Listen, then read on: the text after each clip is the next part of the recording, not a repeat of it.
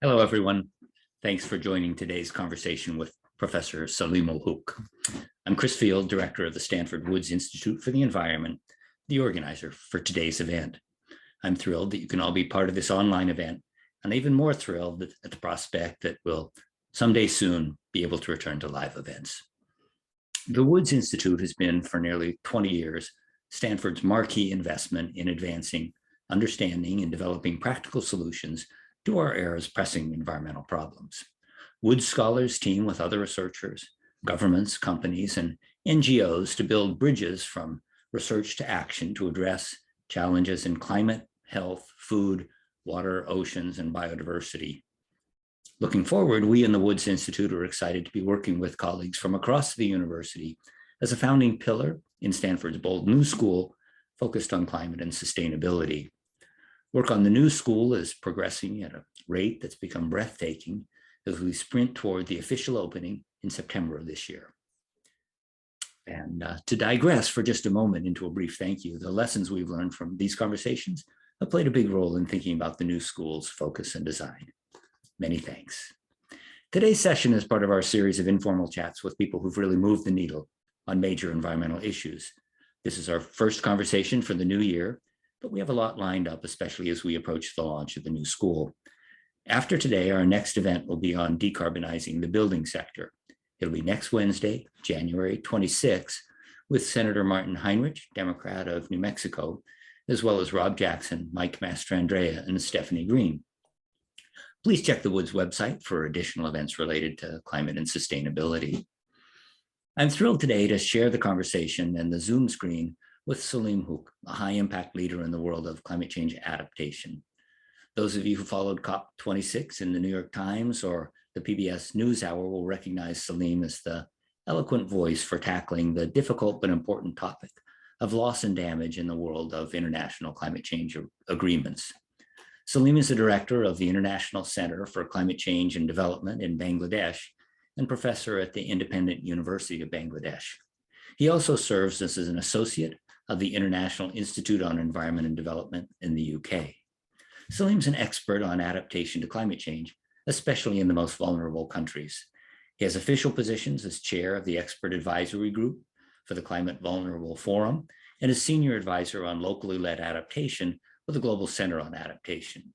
In addition, he advises the Least Developed Countries Group in the UNFCCC. Saleem's a veteran of chapters for the IPCC third and fourth assessment reports, as well as for the fifth assessment report, where Saleem and I worked closely together. I've always been impressed with the way Saleem moves smoothly between the worlds of climate science and politics, and at how effectively he makes the case for policies that support not only the adaptation needs of the most vulnerable, but that also highlight and even celebrate their development aspirations. The format for today's conversation is that I'll start with a few questions. After about 20 minutes, we'll get to the good part, questions from all of you in the audience. To get a question into the queue, type it at any time into the Q&A box using the Q&A button at the bottom of your screen. We'll get to as many questions as we can. After the conversation, we'll draft answers to any unanswered questions and post them on the Woods website. Saleem, as I mentioned earlier, you were an eloquent and consistent voice at COP26 in Glasgow about the importance of loss and damage for progress on international climate agreements. Can we start with a brief explanation of loss and damage and why it's so important? Sure. Thank you very much, Chris, and thank you for inviting me. Pleasure to be with you virtually. So let me give a little bit of a background, and then I'll answer your question. My analogy with where we are now is of the the mythical frog in slowly warming water. We've had 25 conferences of parties over more than 2.5 decades of the UN Framework Convention on Climate Change. Every year, countries come together, they promise to do things, then they do a little bit, but they don't do everything they promise. We have the Paris Agreement and so on.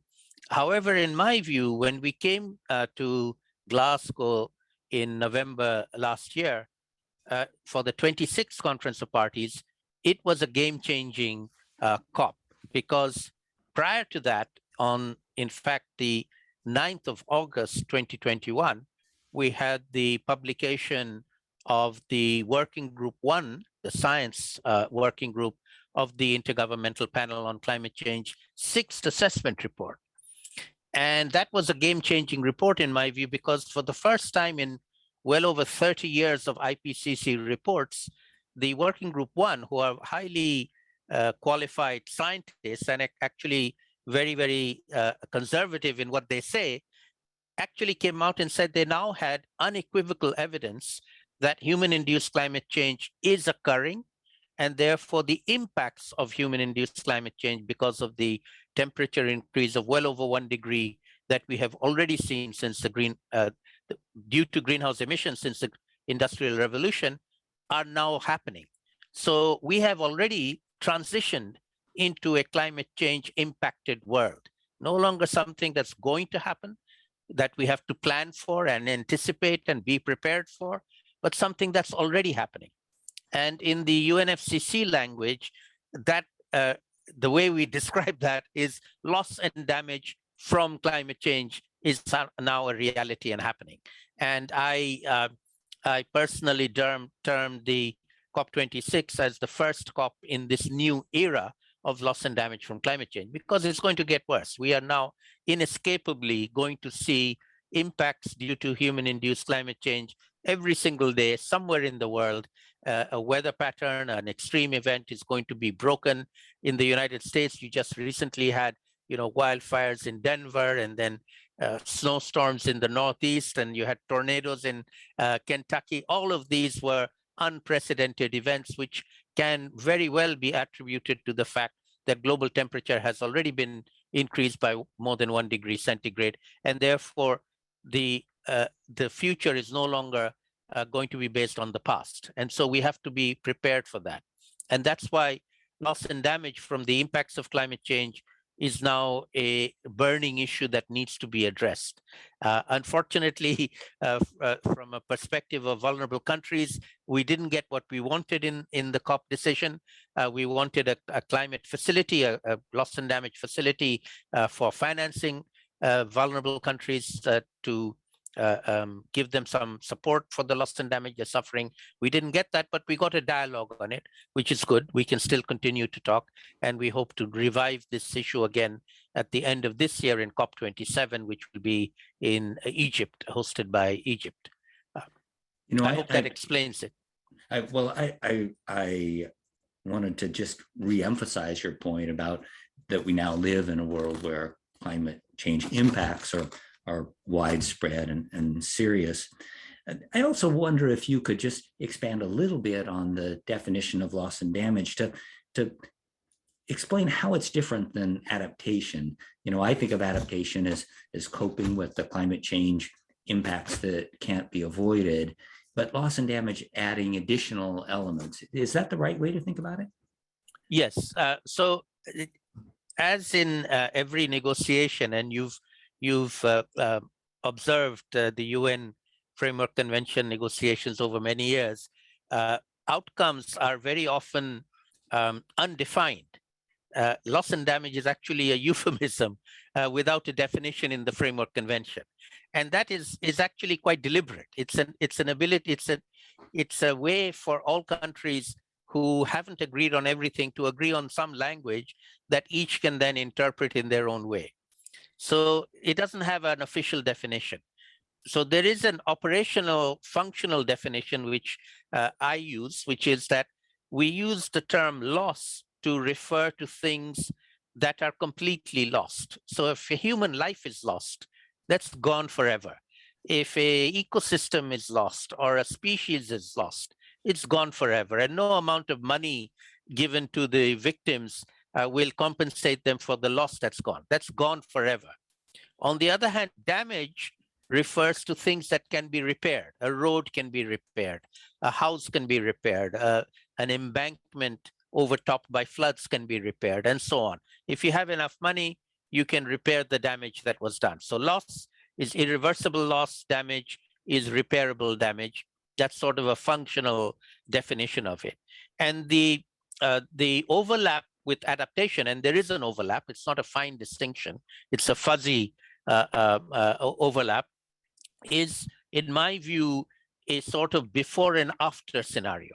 Before the impacts happen, we prepare ourselves. That's adaptation. That's what I've been working on for the last 20 years. As you know, I've been a lead author in the IPCC third, fourth, and fifth assessments on adaptation chapters. That's been my bread and butter for a long time. But adaptation is in anticipation of the impacts of climate change. But once those impacts actually happen, they've occurred, loss and damage is now happening, then it's beyond adaptation now. It's about dealing with those results. The impacts have happened, people have lost lives, infrastructure has been damaged. We now need to deal with that, and we have to pick up the pieces. I mentioned the example of the United States of America. You'll recall when you got hit by Hurricane Ida some months ago last year, it hit the coast, which is, regular hurricane season hit Louisiana, but it traveled all the way up to New York and New Jersey, and it caused floods in New Jersey. And more than 50 people lost their lives in New Jersey, in the United States of America, the richest country, most technologically advanced country in the world. And that was climate change. That would not have happened with a normal hurricane. And so, even in the United States of America, you're suffering loss and damage. And President Biden visited the victims, said this was climate change, and offered compensation to the victims from the federal budget through the federal agency. So, the reality of dealing with the impacts of climate change is the reality now everywhere, even in the United States. Similarly, there were flash floods in Germany where nearly 200 people lost their lives in Germany. So just to make an interesting point, the flash flood that killed nearly 200 people in Germany earlier last year, in Bangladesh, we have floods that are 10 times or more bigger than that, but they don't kill as many people because we have very good early warning systems, and people don't die as in those numbers anymore. Used to many decades ago, but they don't anymore. So in many ways, Bangladesh is much more resilient and adapted to the impacts of climate change than Germany and the United States are. So there's some lesson learning that rich countries can do from poor countries in terms of how to deal with these impacts, which are now reality everywhere. Can I go a little deeper on this relationship between adaptation and loss and damage? And I think it's super clear and helpful to think about adaptation as before and loss and damage as dealing with the impacts. But then since we know we haven't dealt completely with the impacts, one of the things one could use with any support that came through a loss and damage mechanism is to invest in further adaptation so the next impact isn't as bad as you have done in Bangladesh. But I guess there's no intrinsic linkage between the whatever sources come through a loss and damage mechanism and what you use them for. That's right. I mean, it's a fuzzy continuum. Okay, there's no clear line where you can say something is on this side and something's on the other. If you look at the discussions that have taken place under the Framework Convention on Loss and Damage, there has been progress. We had in COP19 some years ago agreed on something called the Warsaw International Mechanism on Loss and Damage. They've been doing some very good work on it. And the way that the UNFCCC characterizes loss and damage, it uses 3 words to describe it. One of them is avert loss and damage, minimize loss and damage, and the third is address loss and damage. And in my view, the terms avert and minimize are synonymous with adaptation. They are minimizing and averting before something happens. But then address is after it happens. Address comes when you've not done enough minimizing and averting. And in my view, the importance of loss and damage in a scientific context is something that I would put forward. This is not a generally accepted formulation, but it is my personal view that in the future, the success of adaptation and the success of even mitigation will be determined by how much loss and damage we can minimize, how much we can avert, because we are not going to be able to avert and minimize all of it. It's going to happen. We will have loss and damage from climate change every year, everywhere going forward. And so our efforts to minimize it on the one hand by reducing emissions to keep the temperature below a threshold of 1.5 degrees, at the same time as our efforts to adapt and be better prepared. All of this goes towards the ultimate indicator being how successfully are we able to minimize the damage and loss that is occurring because of these events and because of the increased temperature. So to me, this is now a new metric for measuring success or failure of adaptation and mitigation efforts going forward. And how do you think we're doing? Not well at all. We have 25 years to avert it. We didn't do it. We didn't avert it. It's happening now. So we have failed the first test. The second test for us now is over the next 10 years, whether we can minimize even worse impacts in the longer term. But the next 10 years is basically locked in. The next 10 years, we have to just deal with the impacts as best we can, adapt to them, prepare ourselves for them, do as rapid emission reduction as we can within those 10 years, because that will determine whether or not we can segue into a less than 2 degrees temperature rise, which would minimize the even bigger impacts of the future. But we are, as I said, in a climate changed world. It is already happened. It is getting worse, not better. And we just have to be prepared for that. Saleem, do you think that we should conceptualize our climate change responses as that there's a fixed pool of money that we can use for mitigation, adaptation, and loss and damage, and that there are two things we can do. One thing we can do is shift the allocation, and the other thing we can do is somehow increase the total pool of resources? Or are there other ways we can think about sort of assembling the whole solution to climate change? Well, I think, again, to use my frog in boiling water analogy, we are now in the boiling water part of the equation. And so the game has changed now. Now it's no longer allocating money for climate change to do mitigation or adaptation or loss and damage.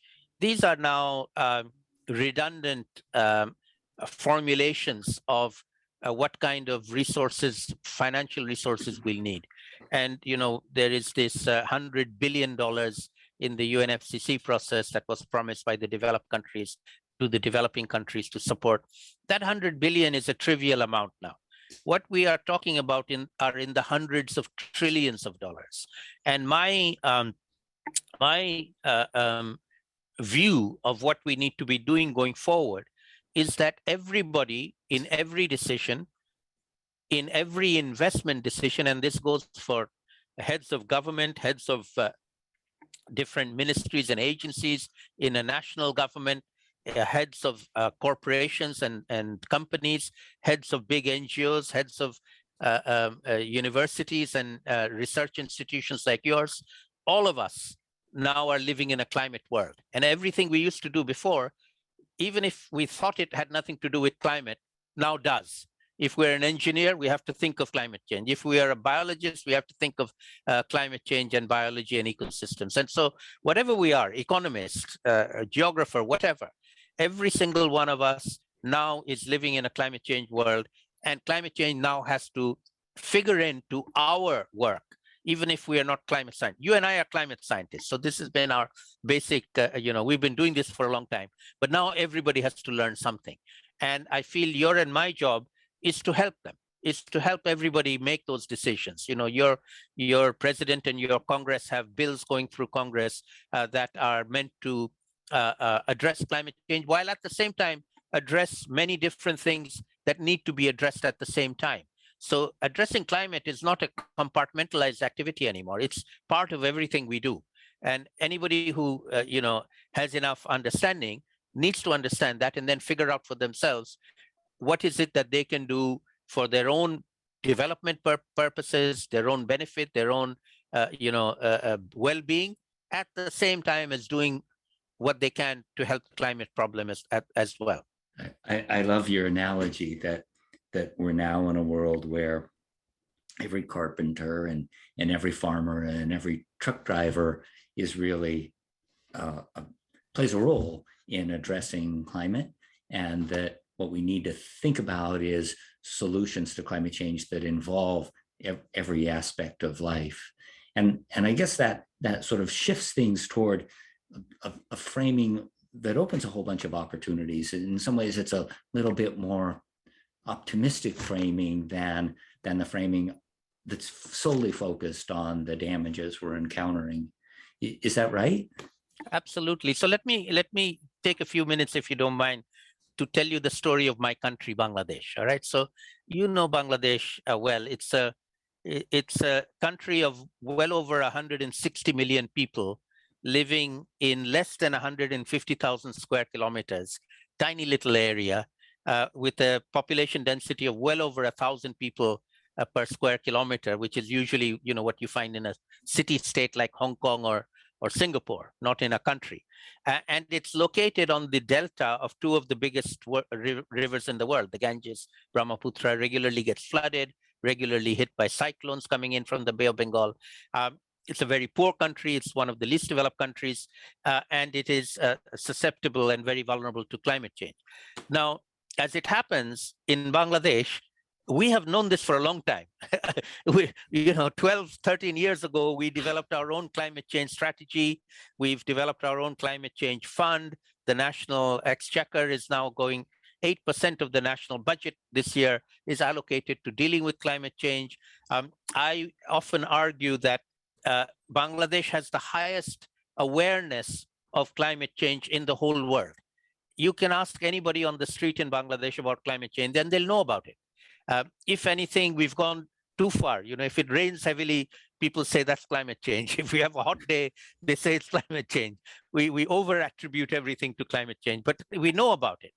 And just to give you one, indicator of that, when we were in Glasgow, and this is true for previous COPs as well, we had 3 private television channels from Bangladesh send reporters to Glasgow, reporting live from the COP every single day to their audiences back home. These are just general audiences who knew what a COP was, who knew what was happening there, who were tracking progress on a day-by-day basis on what was happening in the discussions in the COP. I doubt any other people around the world. PBS did it this time for the United States, so that was progress in the US. But I would say in the past that is not likely. Maybe they learn about the end result, but they don't track it during the 2 weeks of the COP.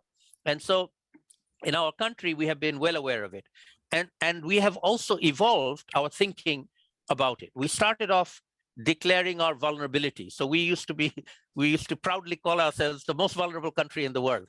And we'd have arguments with other countries who felt they should be the most vulnerable country. But we don't do that anymore. We now see ourselves as becoming the most resilient. We haven't become the most resilient, but we want to be the most resilient country.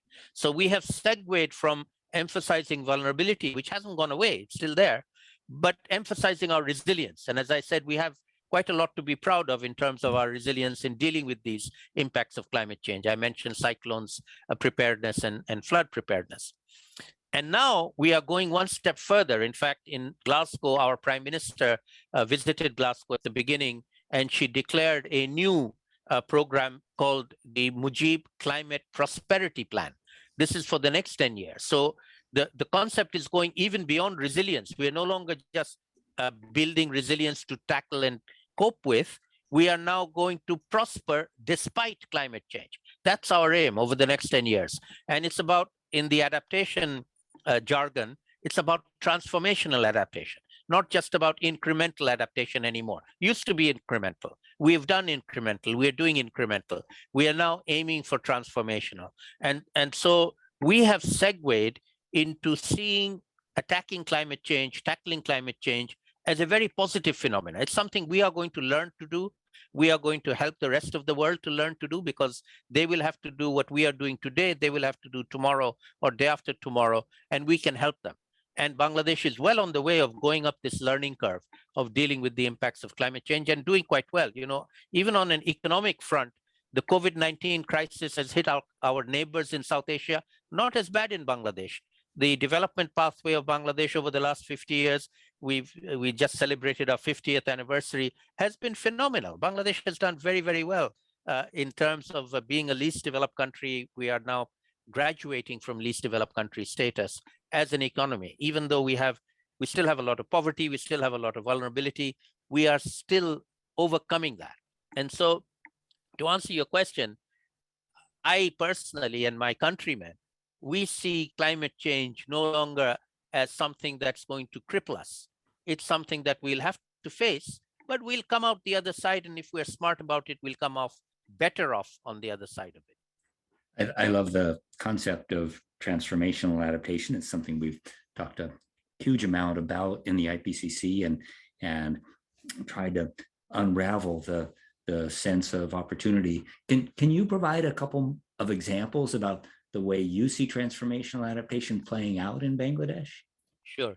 So let me give you two examples.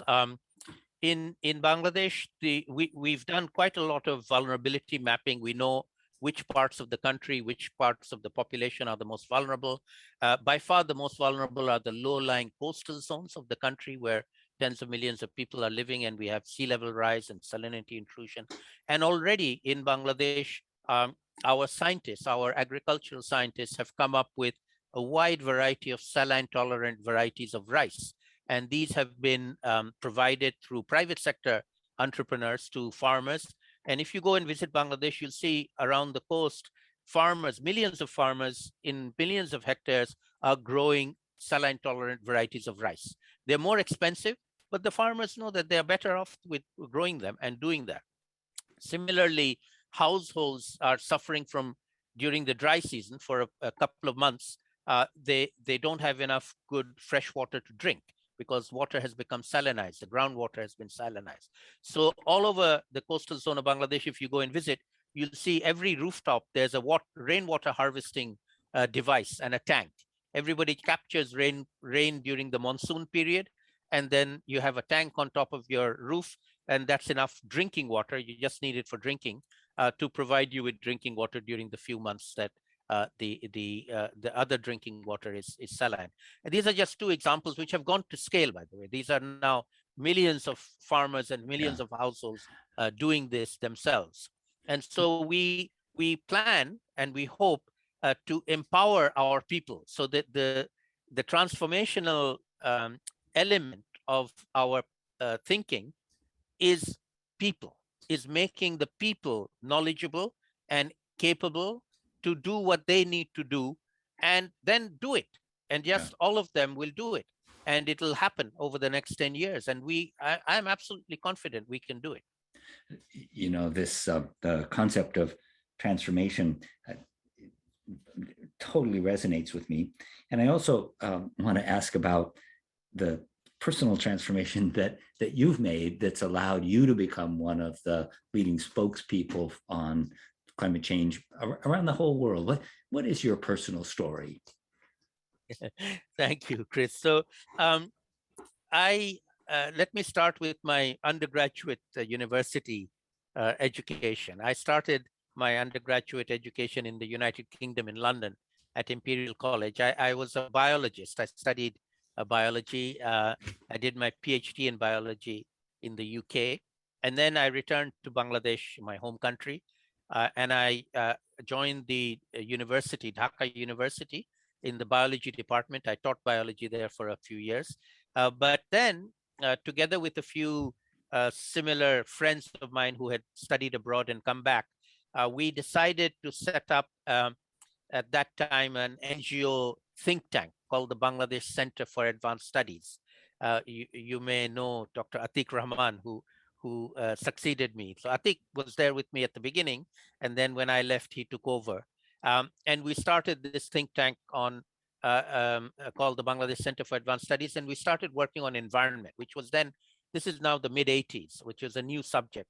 Not many people were working on environment. The government didn't have a Ministry of Environment. It wasn't an official subject in any university. So we started working on environment more broadly.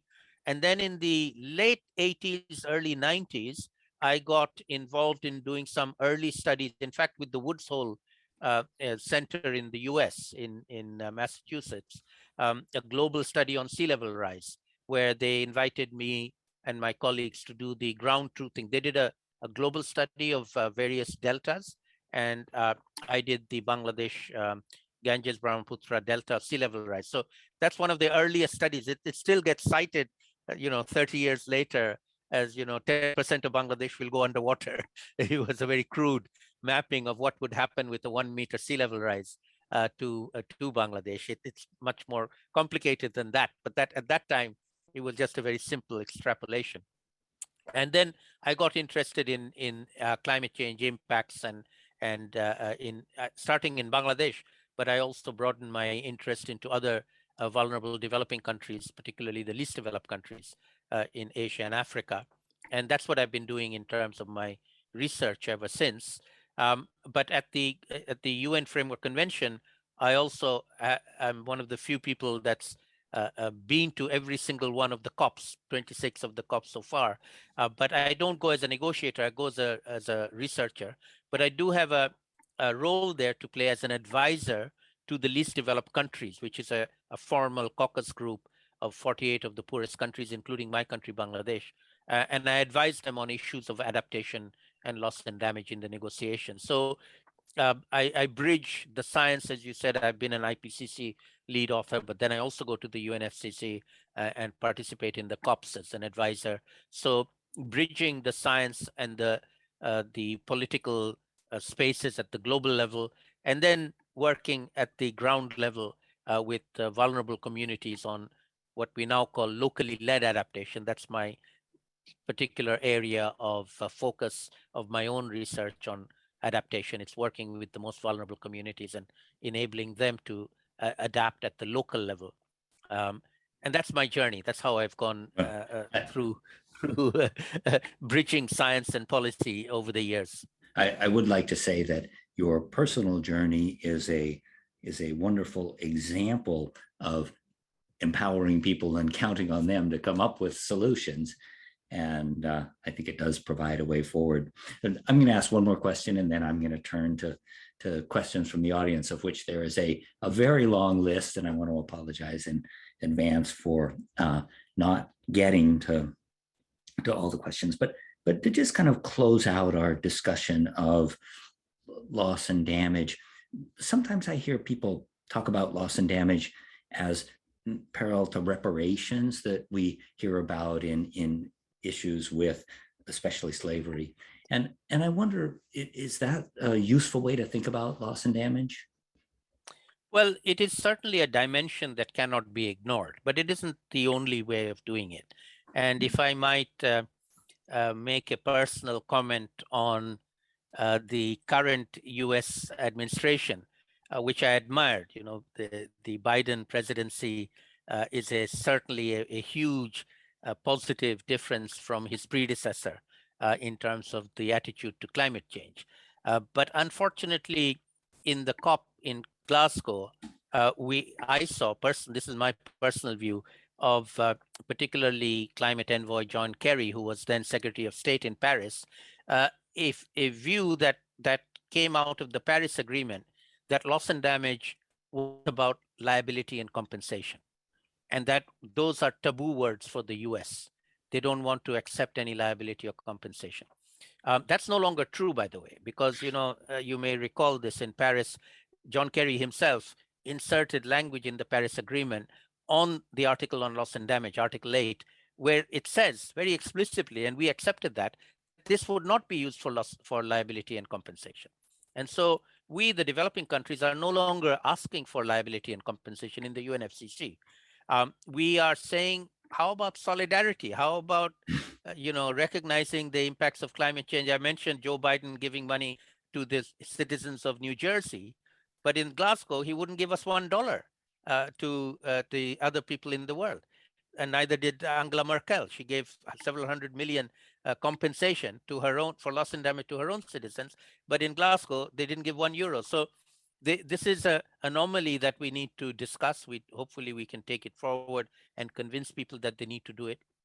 But the other end of the spectrum, to me, is an extremely non-political end, which is the reality of climate change. It's happening. It's affecting people. We're going to have to deal with it, whether we accept it as human-induced or not human-induced. It doesn't make a blind bit of difference. If your house is hit by a fire or a snowstorm or a rainstorm, you are in trouble. If my house is hit, I am in trouble. If I can help you or you can help me, we should do that. We should just do that as a sense of solidarity, a sense of humanity. And to me, that end of the spectrum of reaching out to each other and helping each other is far more powerful than the other end of the spectrum, which is about reparations or compensation, or who pays for this. You're the polluter, you should pay. Those are arguments that will happen. You can't ignore them. But to me, those are not the interesting arguments. The interesting bits are, what do we do in practice? How do we deal with the reality of the problem and find ways to help each other deal with the reality of the problem? And in fact, as I mentioned, Bangladesh can help the United States. This is not the other way around necessarily. Yeah, yeah. I love your emphasis on thinking of the world as neighbors, and that we have neighbors who are suffering, and our responsibility doesn't end at the national borders, just as our humanity doesn't end at the national borders. Let me change now to questions from the audience. I want to start with one from Roger Mark D'Souza. He says, Saleem, could you discuss some of the connections between loss and damage and the just transition? Right. Thank you, Roger Mark. Good to hear from you. So the just transition. So I'll give you again. This is my take on things. It may not be what other people think. In my view, the broad framing of loss and damage is on climate justice. All right, or what I would call climate injustice, where climate change, human-induced climate change, is clearly a problem created by rich people all over the world. There are rich people in Bangladesh who are just as culpable as rich people in America, but rich people in rich countries mostly because of their emissions of greenhouse gases. And the victims of those emissions are mostly poor people in all countries, even poor people in the US. If you look at the more than 1,000 people who died from Hurricane Katrina when it hit New Orleans, they were all poor people. No rich Americans died. They were all poor Black people living in the 9th Ward of New Orleans. So even in the US, the people who die are poor people.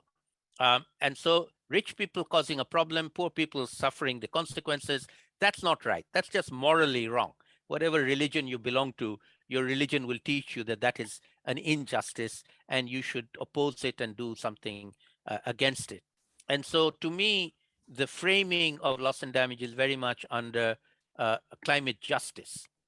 And so the segueing from climate justice into just transition, in my view, is one form of climate justice that is prevalent, I see, in discussions, particularly in the developed world, in the US and in Europe, where it gets applied quite rightly, I have nothing against it, to helping the people working in the fossil fuel industry. So coal workers, for example, making sure that they are not the ones who get suffering. If we close down coal, which we should, coal workers should not be the ones to suffer. We need a just transition to enable them to get trained to do, solar energy jobs or whatever.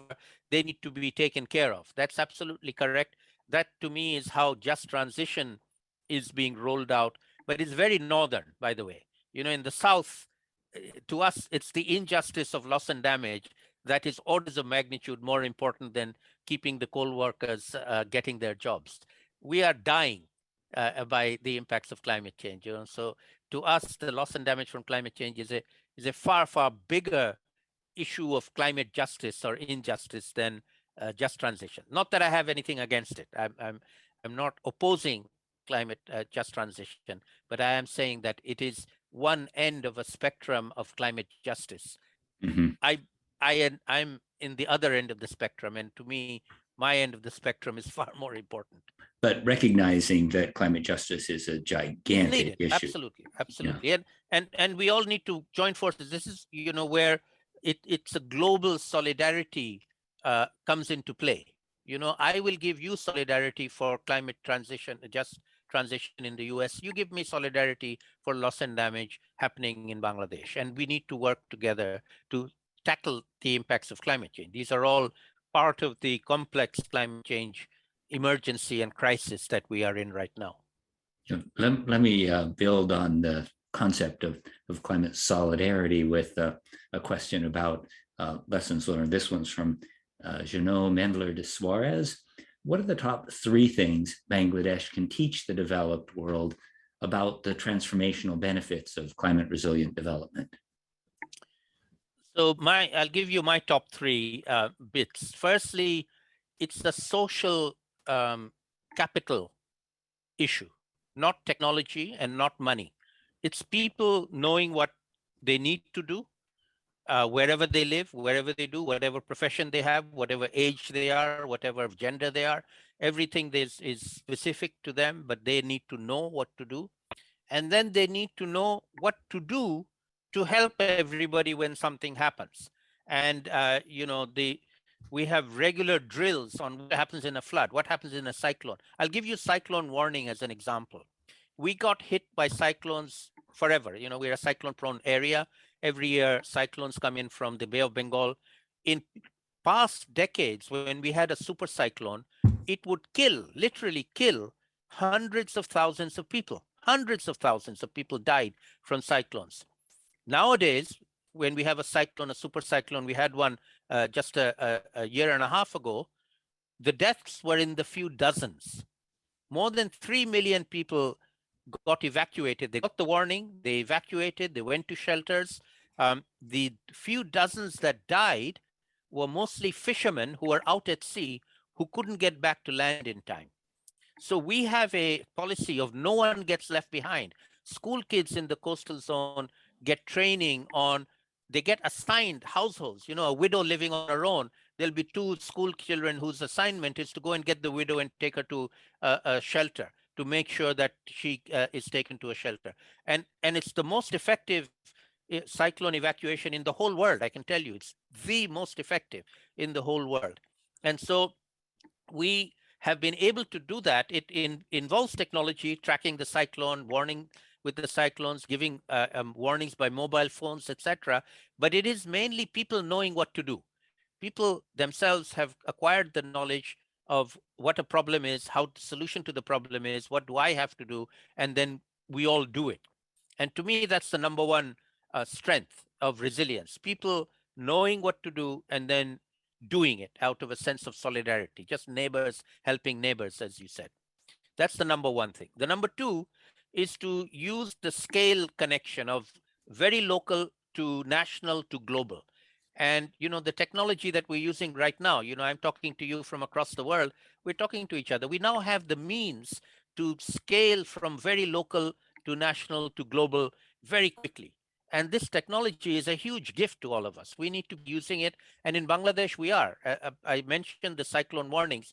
Nowadays, we can get the cyclone warning on our smartphones. And, a large number of people, everybody has a mobile phone. A big proportion of them have smartphones. And on the smartphones, they can actually track the satellite. They can watch the satellite in real time.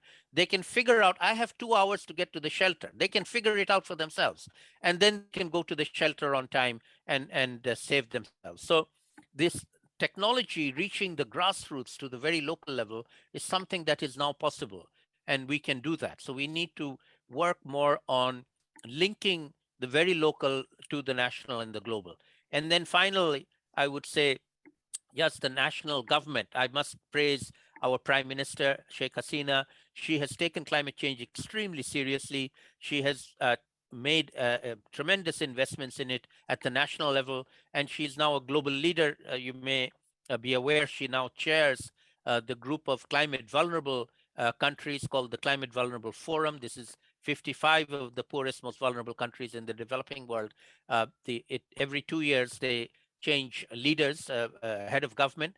She took over from the Marshall Islands and is now the chair of this group until later this year, when she will hand over to Ghana, who will be the next chair.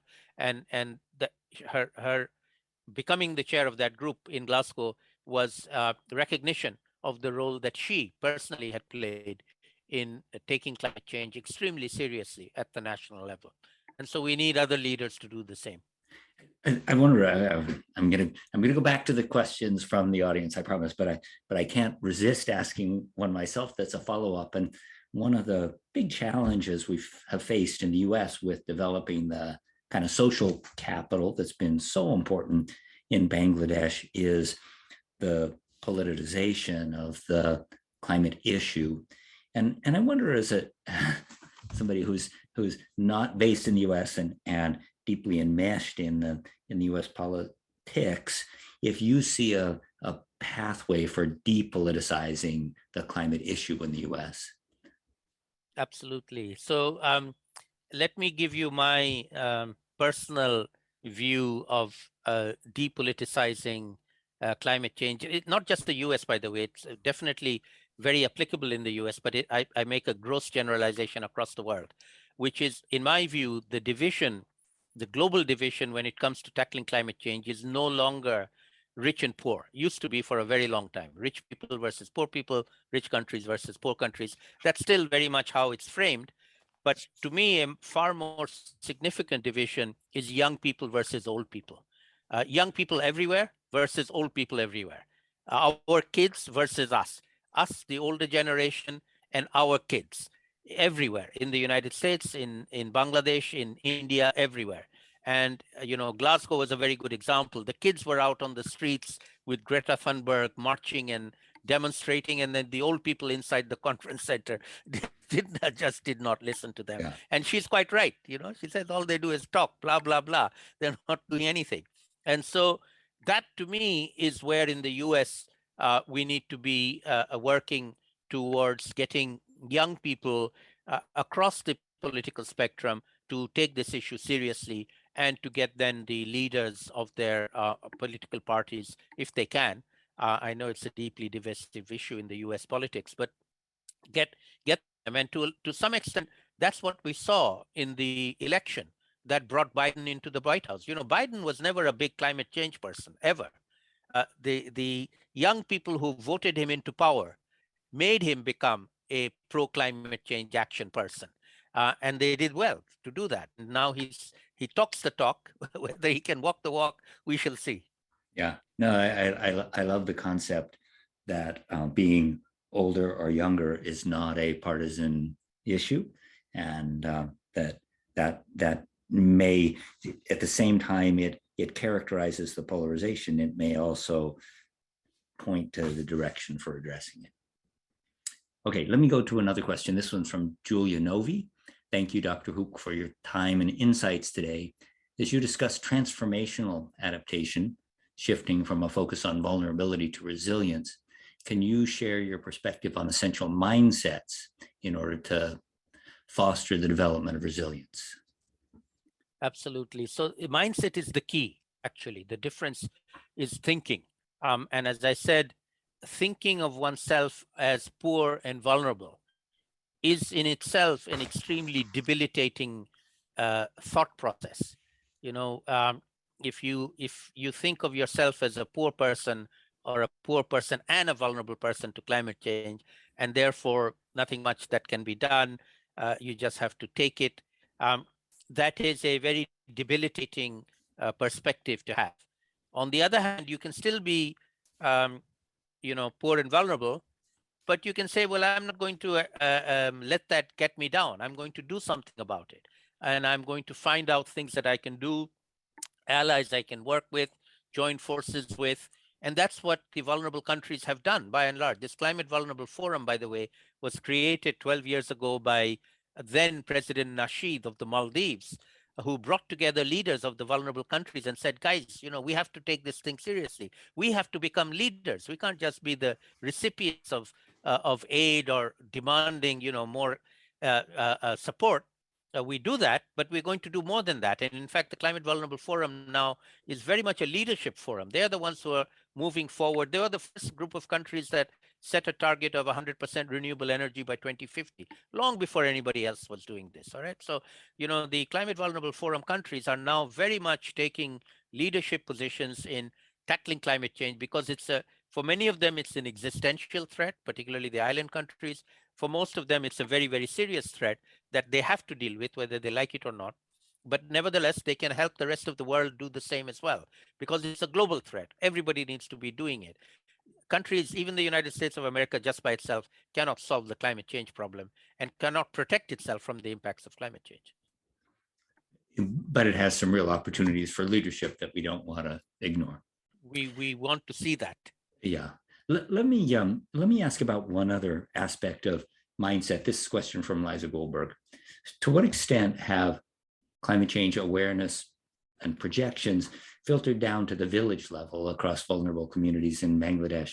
And how can we better involve community leaders in pioneering in-place adaptation solutions in at-risk regions?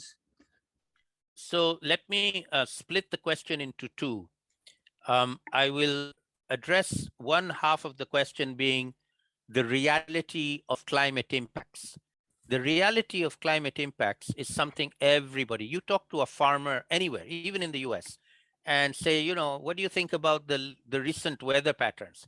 And they'll tell you, well, you know, when I was a kid, it was one way, and now it's not the same anymore. The weather has changed, the patterns have changed, everything's gone wonky.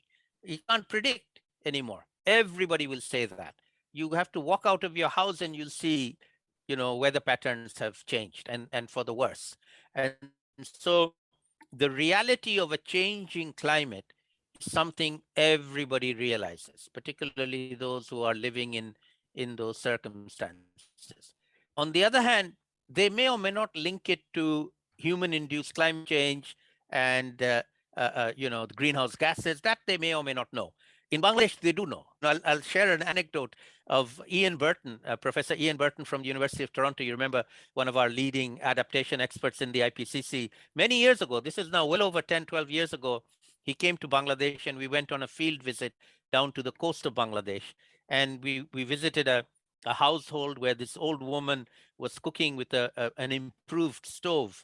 And he asked her through an interpreter why she that, expecting her to tell him that, you know, it was more efficient and therefore she didn't have to go collecting firewood. But her answer to him, which he still, you know, tells this anecdote even now, was she was explaining to him that there are these gases that go into the atmosphere and they cause the atmosphere to warm. And that's a bad thing. That should not happen. And so my stove does not do that. It does it to much less extent. And I'm solving a global problem using an efficient stove as opposed to using an inefficient wood burning stove. And Ian was so impressed by that answer. This is a villager, an old lady in a village in coastal Bangladesh 10, 12 years ago, not even now. Nowadays, you'll see that everywhere. I love the image. I'm going to have to start telling the awareness of the greenhouse gas mechanism of climate change. We have a bunch of questions about what people can do. I'll read one from Valeria Caro. How do you think specifically students around the world can contribute in this climate change world? That's a great question. I love it. That's my solution, by the way. My solution is working with my students. So I have some lovely, very, very bright students in my university. We have a network of universities in Bangladesh, which we call Gobeshona. It's a Bangla word for research. There's about 50 plus universities and research institutes in Bangladesh working on different aspects of climate change. All the universities have young people working there, environment students, geography students. We have a climate change master's program with specifically climate change and development as the topic. So we have lots and lots of bright students in Bangladesh. We also run a network of universities in the least developed countries called the LDC Universities Consortium on Climate Change, or LUCCC for short. We call it LUC for short, where we also have a network of universities in the least developed countries in Asia and Africa who also have students. So we have a network of university students who are being capacitated to understand the climate change issue, doing some research on it, studying it, but most importantly, going out and working with other young people to solve the problem. Look at the problem, particularly adaptation to climate change, and working on adaptation to climate change. In fact, earlier today, I had a meeting, a Zoom call meeting with a group of young people in Bangladesh who are already taking actions already. So young people in general have a major role to play and are the real future. And they're actually being mobilized at scale. I'm sure you're aware of the Fridays for Future school kids who come out every Friday all over the world, millions of school kids connected to each other, emulating Greta Thunberg's every Friday, she would go and sit in front of the parliament in Sweden, in Stockholm, on strike, and then everybody goes out now. And they're well connected, and they're very, very good, very, very active kids all over the world. So to me, young people are the future. We need to get them to be much more effective in actual activities and doing things. That's where you and I come in as teachers in universities. We need to be capacitating them so that they can go out and become solutions. To me, the climate change problem is no longer about the problem. It's about solutions to the problem. And to me, adaptation is a solution. That's what I work on, the solution to the problem. And Bangladesh, as I said, we are in solution space. We are no longer in problem space. We knew the problem 10 years ago. That was an old story. The new story is we're solving the problem. We haven't solved everything, but we are in the process of solving problems, all of us, everybody in the country. We have time for about one more question. And I want to ask a question that swings back to your earlier comments about every carpenter and farmer should be working on climate change. This one's from Patrick Shea.